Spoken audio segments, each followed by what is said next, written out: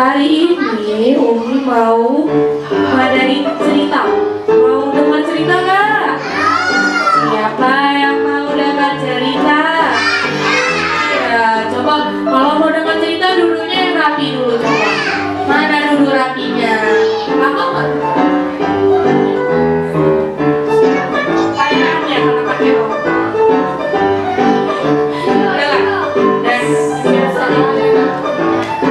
Ya, tapi sebelum cerita kita mau baca doa dulu.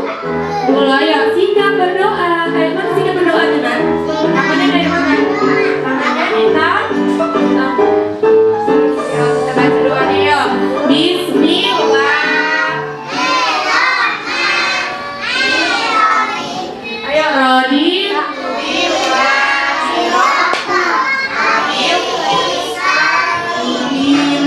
Wadi Muhammadin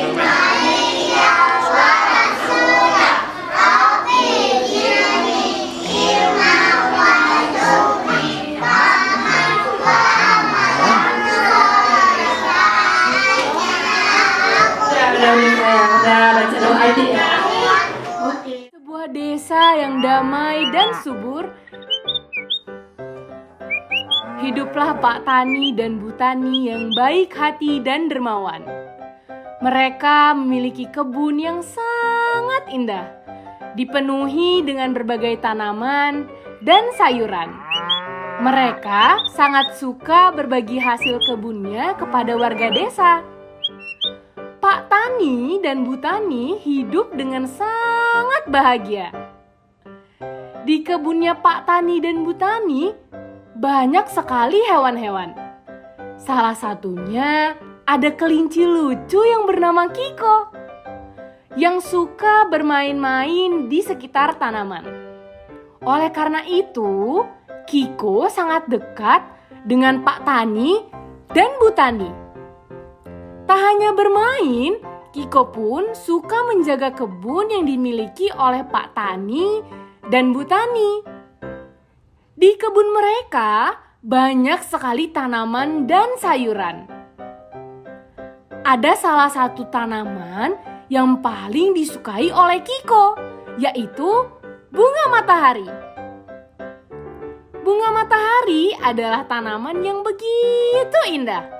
Warnanya yang cerah, kelopak bunga yang mekar, dan memiliki harum yang sangat disukai oleh Kiko.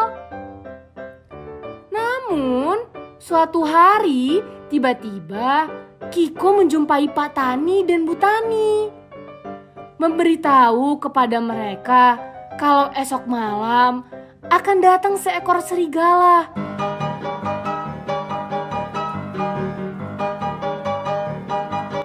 Yang akan memburu binatang-binatang yang ada di sekitar kebun Pak Tani dan Bu Tani. Setelah itu, mereka pun merasa bingung dan sedih. Pak Tani berkata, "Waduh, bahaya ini. Bisa-bisa mereka merusak tanaman dan sayuran yang ada di kebun kita." Bu Tani pun menjawab, "Bagaimana nasib tanaman dan sayuran kita, Pak?" Bu Tani merasa sangat sedih karena kebunnya akan hancur begitu saja karena perilaku serigala. Melihat itu, Kiko pun menyampaikan ide bahwa ia akan menjadi umpan untuk serigala tersebut.